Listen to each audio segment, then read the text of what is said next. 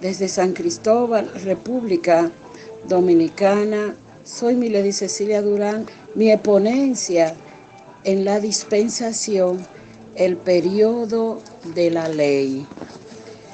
Introducción. Llamamos ley de Moisés o ley mosaica al conjunto de preceptos que incluyen la ley moral, la ley ceremonial y la ley civil, dada con todo detalle a Moisés por Dios mismo, unos 1400 años antes de Cristo. La dispensación de la ley de Moisés abarca desde el Sinaí hasta el Calvario. Su propósito fue convencer a la humanidad de pecado y exponer la magnitud de este al comparar su vida torcida con las altas demandas de Dios.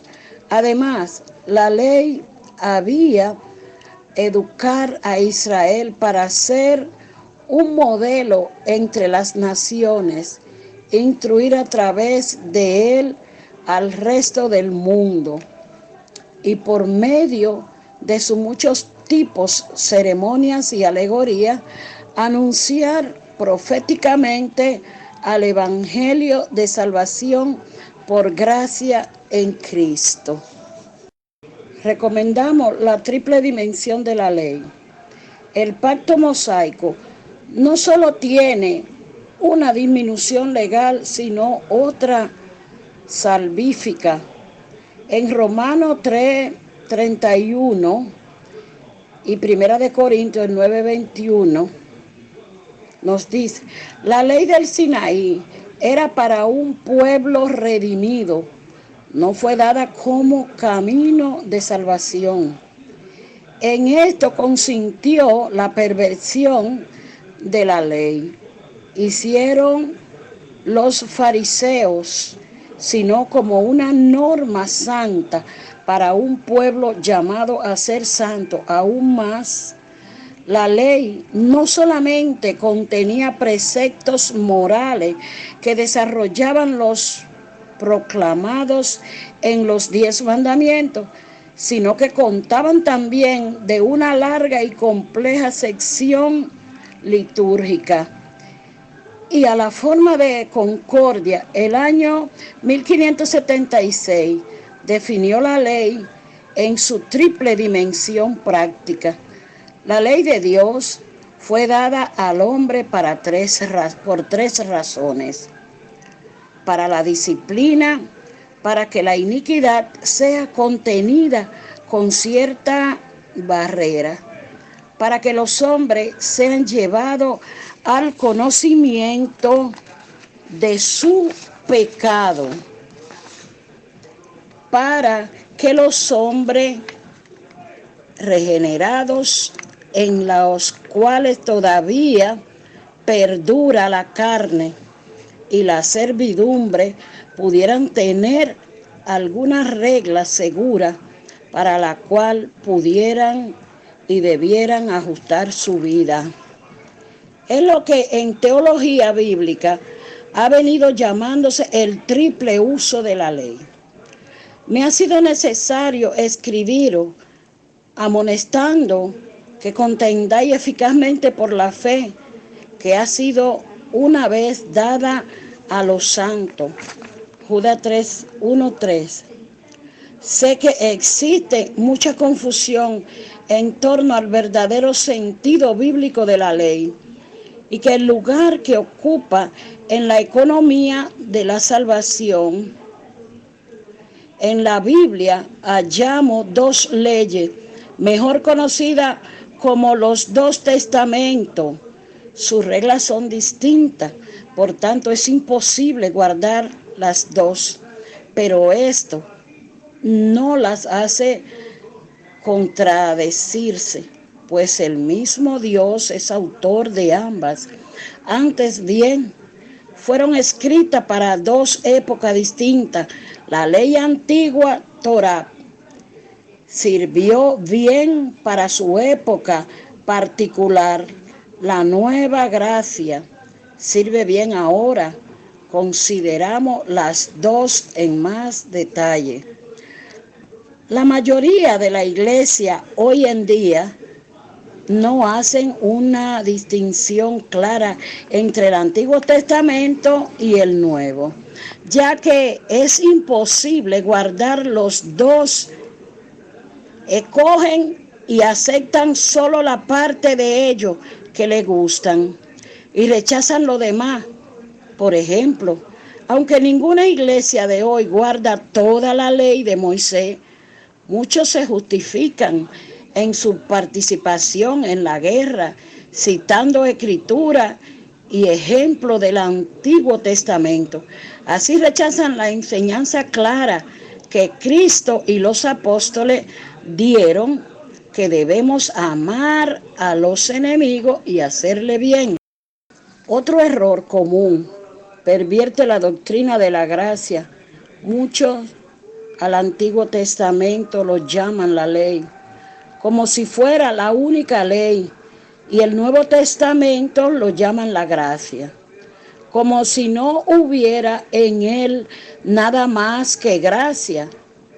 Algunos reconocen que es necesario tener tanto la ley como la gracia, pero reemplazan la ley de Cristo con la ley de Moisés, así invalidando la gracia. Si por la ley del Antiguo Testamento fuese la justicia, entonces por demás murió Cristo. Gálatas 2:21. Otros enseñan que ya que estamos bajo la gracia, no necesitamos de ninguna ley. Pero amigos, aunque ya no estamos bajo la ley de Moisés, los mandatos de Cristo y sus apóstoles no son una ley, son la ley de Cristo. La gracia es el gran don de Dios para nuestra salvación y el poder del Espíritu para vencer nuestra naturaleza pecaminosa. Pero en el Nuevo Testamento encontramos tanto la ley de Cristo como su gracia. El apóstol Pablo dijo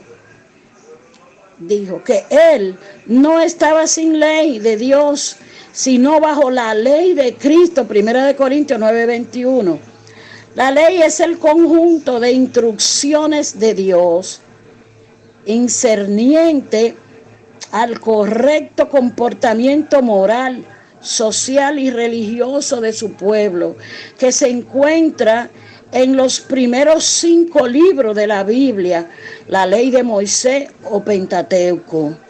Es la reflexión misma de la naturaleza de Dios, porque en ella Dios habla a la abundancia de su corazón. Por tanto, ya que Dios es puro, la ley lo es. Como Dios es santo, la ley es santa. Los 10 mandamientos, Éxodo 20, regla para la vida social.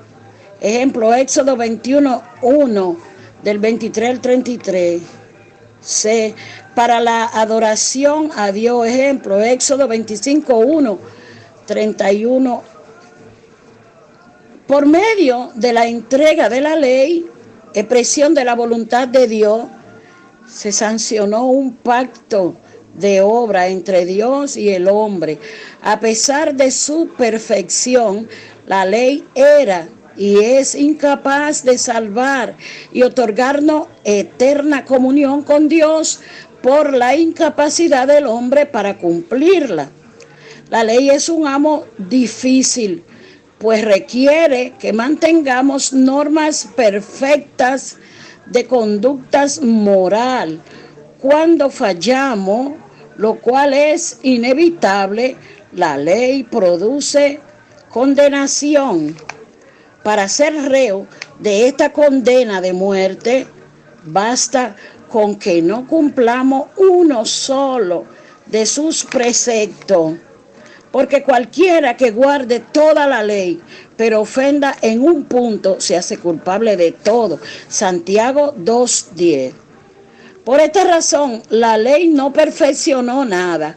Hebreos 7:19 ha sido solo un guía para mostrarnos nuestra necesidad de gracia que hallamos en Jesús y el regalo gratuito de la salvación que recibimos a través de él. Gálatas 3:24.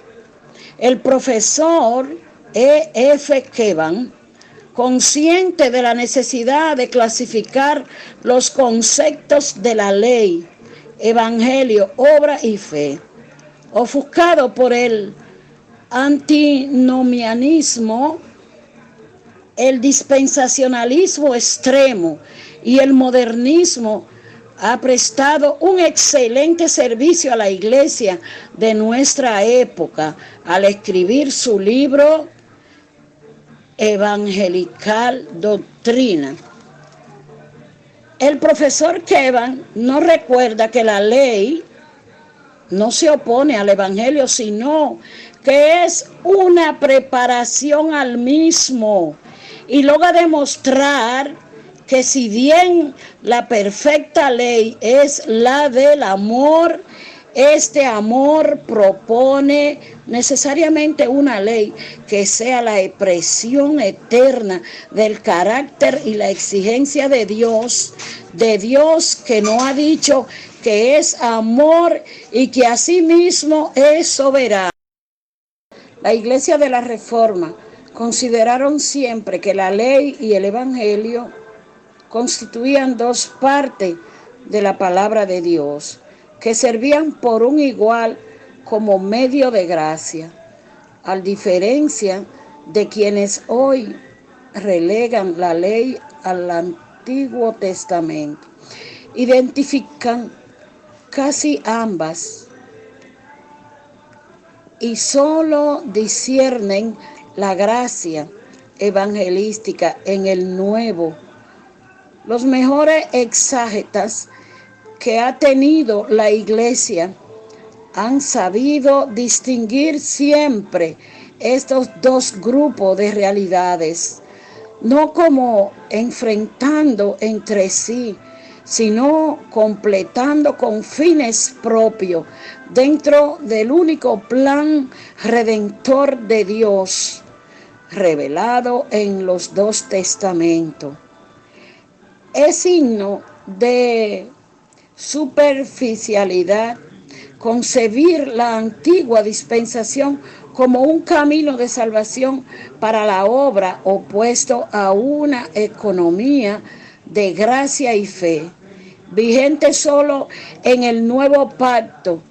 Igual ignorancia bíblica delata el desechar la ley como algo que servía para Israel, pero que no tiene nada que decir a los cristianos hoy por hoy. La ley y el evangelio fueran términos opuestos o irreconciliables. Todos ellos ha introducido la confusión allí donde debería reinar mayor claridad. Y como resultado, mucha de la predicación basada, aunque inconscientemente, muchas veces justo es reconocerlo, en esta exágesis superficial no acierta a establecer la relación bíblica justa y exacta que existe entre la ley y el evangelio, las obras y la fe, y ha perdido de vista la correspondencia que liga a ambos testamentos y el alcance mesiánico de muchos textos del Antiguo Testamento. Se ha olvidado en ocasiones trágicamente la perspectiva unitaria de la Biblia, que constituye uno de sus mayores atractivos y una de las más poderosas razones apologéticas que el Espíritu puede grabar en el alma de los que escuchan su mensaje. Temo que esta grande verdad, esta importante verdad, decía Wesley, sea poco comprendida, no solo por el mundo, sino por muchos a quienes Dios ha sacado del mundo y por muchos que son verdaderos hijos de Dios. No deberíamos hacer nuestro este temor del gran evangelista del siglo XVIII, por haberlo hecho así, encomendarnos la presente traducción del que consideramos muy importante trabajo del profesor Kevan, a la benevolencia del Señor, para que se sirva utilizarlo en su gracia como medio clarificador del confuso y enrarecido ambiente teológico de nuestro siglo. Desde el monte Sinaí entregó una ley al pueblo de Israel y mandó a Moisés a escribirlas. Por eso esa ley llegó a conocerse como la ley de Moisés, el Nuevo Testamento. A veces se refiere a ella como la ley, mientras se refiere al nuevo orden que Cristo instituyó como la gracia. Bajo aquella ley antigua, Dios declaró principios morales. También instituyó un orden civil y religioso que ayudó al pueblo a guardados aquella ley con su ceremonia religiosa, señalaba en figuras hacia Cristo. Si alguno no obedecía la ley de Moisés, tenía que morir. La ley de Moisés fue provisional, fue hecha para terminarse, porque la ley, teniendo la sombra de los bienes venideros, no la imagen misma de las cosas, nunca puede, por lo mismo sacrificio que se ofrecen continuamente cada año, hacer perfecto a lo que se acercan. Hechos 10:1. Terminó su obra y encontró su fin en Cristo, porque el fin de la ley es Cristo, para justicia a todo aquel que cree. Romanos 10:4.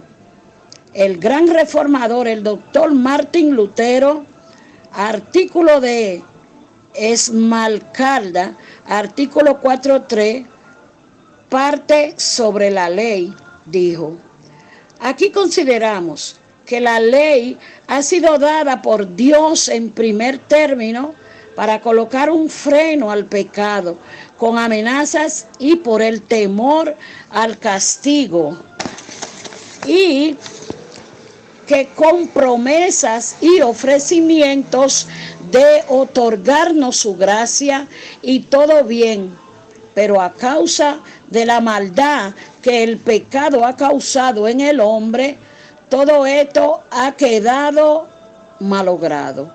Algunos han llegado a ser peores y enemigos de la ley, porque le prohíbe lo que quisieran hacer con gusto y le manda lo que le disgusta hacer. Por eso, en la medida en que el castigo no lo impida, cometen transgresión de la ley, más aún que antes. Tales son las personas groseras y malvadas que hacen el mal cuando tienen ocasión y lugar. Doctor Martín Lutero. ¿Recuerda usted la historia de Sansón? Sansón juzgó a Israel por 20 años en aquel tiempo. Hizo muchas maravillas a favor de Israel, pero al fin, vencido por los filisteos a causa de sus propias debilidades morales, trajo muerte sobre sí. En su muerte mató a más filisteos que había matado en toda su vida. Vemos en Sansón una semejanza a la ley de Moisés, la cual también por causa de su debilidad fue terminada. Hebreos 7, 18 al 19.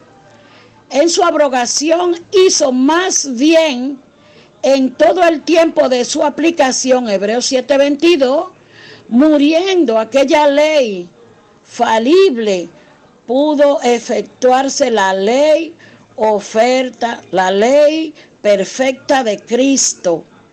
Es claro que Dios así lo planeó desde el principio. Se puede ver en la misma ley de Moisés. Profetas, les levantaré de en medio de sus hermanos, como tú, y pondré mis palabras en su boca, y él le hablará todo lo que yo le mandare. Mas a cualquiera que no oyere mis palabras, que él hablare en mi nombre, yo le pediré cuenta. Deuteronomio 18, 18 al 19. Esta palabra de Dios mismo señalaron al día en que un legislador más grande que Moisés entregaría una ley superior. Así que Moisés, el escritor del primer pacto, aún al escribirlo, predijo su anulación al venir los profetas. La atención se volvió aún más hacia el futuro. Isaías y Jeremías describieron más en detalle la naturaleza del reino y la ley que habían de venir. He aquí que vienen días, dice Jehová, en los cuales haré nuevo pacto con la casa de Israel y con la casa de Judá, no como el pacto que hice con sus padres el día que tomé su mano para sacarlo de la tierra de Egipto, porque ellos invalidaron mi pacto, aunque fui yo un marido para ellos, dice Jehová. Daré mi ley en su mente y la escribiré en sus corazón. Y yo seré a ellos por Dios y ellos me serán por pueblo. Jeremías 31, del 31 al 33. Ya la fórmula de concordia, el año 1576, definió la ley en su triple dimensión. En su triple dimensión práctica. La ley de Dios fue dada al hombre por tres razones. Primera, para la disciplina, para que la iniquidad sea contenida con cierta barrera. Segunda, para que los hombres sean llevados al conocimiento de sus pecados. Y tercera, para que los hombres regenerados, en los cuales todavía perdura la carne y la servidumbre, pudieran tener alguna regla segura para la cual pudieran y debieran ajustar su vida. Es lo que en teología bíblica ha venido llamándose el triple uso de la ley. Uso civilis. La ley presupone el pecado y sirve para frenarlo. Coayudará a la obra de la gracia común que Dios realiza en el mundo. En Romanos 3:20 y 5:20 nos dice, por la ley es el conocimiento del pecado, sacude la conciencia y lleva a Cristo. En este sentido, es un medio de gracia que hace consciente el pecador de su incapacidad para cumplir con las exigencias de la santa voluntad de Dios, y cual tutor conduce a este mismo pecador a los pies de Cristo. Romanos 3:31 y Primera de Corintios 9:21, Santiago 1:25, del 2 al 8 al 9, Juan 14:15 al 21 y 15:10, y Primera de Juan 2:3 al 5, y Primera de Corintios 7:19. Este es el llamamiento, tercer uso de la ley. La ley como regla de vida para los cristianos, cuanto es la expansión de la voluntad del Señor, la ley como instrumento del Espíritu Santo para llevar a cabo la santificación del creyente, tanto los antinomianos como los dispensacionalistas extremos, y aún muchos de los que no son tan extremistas niegan este tercer uso de la ley. La lectura serena del cúmulo de texto bíblico que el profesor Kevan aporta para fundamentar el valor de esta triple división debiera convencer al más ofuscado de los lectores. Basta recordar estos tres usos de la ley para evitar caer un prejuicio, confusiones o actitudes poco conformes con la revelación bíblica. Este sencillo esquema del valor triple de la ley nos liberaría de ciertos disparates homilético, hermenéutico y exegético, en el fondo, como aquel que clama el fracaso de Dios, entre paréntesis, de Dios en el Sinaí, aquel que habla de la futilidad de la ley. Pero para alcanzar esta comprensión bíblica es menester que no solo entendamos el triple uso de la ley, sino igualmente las tres divisiones o dimensiones características de la misma. Es aquí donde la falta de discernimiento ha llevado a los más graves malentendidos. La ley de Cristo. Esta es la ley que Dios pone en el corazón y escribe en la mente. Véase Hebreos 10, 15, 16. En Romanos 8, 2. Se refiere a ella como la ley del Espíritu de vida en Cristo Jesús. Otras veces el Nuevo Testamento habla sencillamente de la ley de Cristo.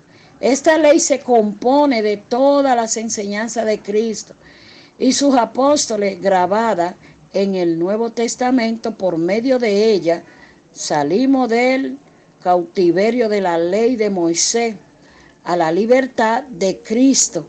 La ley de Moisés declaró la justicia de Dios al hombre pecaminoso. La ley de Cristo nos trae el poder de vivir conforme a esa justicia. La ley de Moisés fue instruida con amenazas de muerte para los desobedientes, pero Jesús vino para salvar a su pueblo de su pecado, así dándole vida. La ley de Cristo conocemos también como la dispensación de la gracia. La gracia no nos da libertad para pecar, sino nos da el poder de vivir libre del pecado. La ley de Cristo es el cumplimiento del plan perfecto de Dios, formado desde antes de la fundación del mundo, para salvar a la humanidad. La ley de Moisés fue dada a causa de la transgresión, mientras Dios preparaba al mundo para la venida de Cristo. El plan de Dios hace todo perfectamente y de una manera ordenada. El cambio de pacto no fue un cambio de parte de Dios por causa de algún error suyo, sino fue el cumplimiento glorioso de la primera fase y la institución de la fase principal de su plan de la salvación. Dios hizo al hombre perfecto y lo puso en el paraíso del Edén. El pecado del hombre entonces corrompió a la raza humana y al mundo en que vivía. Pero Dios tenía listo un plan para salvarlo. Sin embargo, hasta que este plan se llevara a cabo, fue necesario que el hombre se diera cuenta de la gravedad de su pecado. Por tanto, la ley ha sido nuestro ayo, maestro entre paréntesis, para llevarnos a Cristo. Gálatas 3:24. Como el ayo prepara al niño para la madurez por medio de reglas y disciplina, así las normas estrictas y el castigo severo de la ley prepararon a la humanidad para Cristo y su ley. Nuestra confesión. Como cristianos del Nuevo Testamento, creemos y confesamos que el Nuevo Testamento consta de la voluntad entera de Dios para nosotros. Le invitamos a confesar con la palabra inspirada de Dios y con nosotros lo siguiente. Queda pues abrogado el mandamiento anterior a causa de su debilidad e ineficacia, pues nada perfeccionó la ley. Y de la introducción de una mejor esperanza, Hebreos 7:18-19. De manera que la ley ha sido nuestro ayo para llevarnos a Cristo. Pero venida la fe, ya no estamos bajo ayo. Gálatas 3:24-25. Concluimos, pues, que el hombre es justificado por la fe sin las obras de la ley. Romanos 3:28.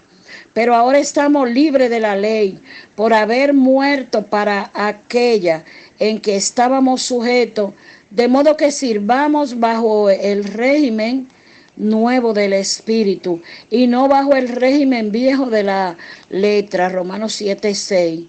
Entonces, ¿para qué sirve la ley? Fue añadida a causa de la transgresión hasta que viniese la simiente a quien fue hecha la promesa. Gálatas 3:19. El pecado no se enseñoreará de vosotros, pues no estáis bajo la ley, sino bajo la gracia. Romanos 6:14. De Cristo os desligasteis, lo que por la ley os justificáis, de la gracia habéis caído. Gálatas 5:4. Cristo es el todo y en todo. Colosenses 3:11. No te han desechado, así dijo Dios en otro párrafo. Le decía a Samuel, no te han desechado a ti, sino a mí me han desechado, para que no reine sobre ellos, conforme a todas las obras que han hecho desde el día que los saqué de Egipto hasta hoy, dejándome a mí y sirviendo a dioses ajenos. Así hacen también contigo. Ahora pues oye su voz, mas protesta solemnemente contra ellos y muéstrale cómo le tratará el rey que reina sobre ellos, puesto que él conocía el hombre y sabía que un reino terrenal significaba un paso peligroso, y aún el rechazamiento de Jehová. Fue esta dispensación que se dio inicio en tiempos de los gentiles. Bajo la ley también eran administradas la gracia divina en aquel sistema de sacrificio que fue provisto como vía de restauración para el pecaminoso Israel. Dios con su paciencia se manifiesta en la provisión de profetas, jueces, reyes y en la reservación de la nación. El fin de esta dispensación tiene dos formas de encajarla. Terminó en la cruz, Romanos 10:4, porque el fin de la ley es Cristo para justicia a todo aquel que cree. 2 Corintios 3:11-14. Porque si lo que perece tuvo gloria, mucho más glorioso será lo que permanece. Así que, teniendo tal esperanza, usamos de mucha franqueza, y no como Moisés, que ponía un velo sobre su rostro para que los hijos de Israel no fijaran la vista en el fin de aquello que había de ser abolido. pero el entendimiento de ellos se embotó, porque hasta el día de hoy, cuando leen el antiguo pacto, le queda el mismo velo, no descubierto, el cual por Cristo he quitado. Gálatas 3:19. Entonces, ¿para qué sirve la ley? Fue añadida a causa de la transgresión, hasta que viniese la simiente a quien fue hecha la promesa y fue ordenada por medio de ángeles en manos de un mediador. En otro sentido, no concluyó hasta el día de Pentecostés, cuando comenzó la dispensación de la gracia. A fin de la dispensación de la ley, los sacerdotes y dirigentes judíos se hallaban absortos en el legalismo y el ritualismo, quedando ciego e insensible a la profecía del Redentor prometido, y rechazaron a su rey cuando vino. Prácticamente como en la dispensación pasada, el hombre de continuo seguía en el mal. Esta dispensación va a terminar con un saldo negativo por parte de hombre, lo que culminó con el rechazo y muerte de Cristo, así siendo el nacimiento, vida y muerte de nuestro Señor Jesucristo. Ocurrió en la dispensación, la ley, y Él, a través de su vida santa y apartada de este mundo, hizo lo que a nosotros tocaba hacer. Cumplió la ley por nosotros a fin de satisfacer la justicia divina. Esa dispensación duró 1711 años. Esa dispensación fracasó porque el hombre resultó demasiado débil para guardar la ley de Dios. Gloria. Aquí termina este audio, en el nombre de Jesús, esperando que sea de buen provecho, que perdonen los errores. En el nombre de Jesucristo, bendiciones.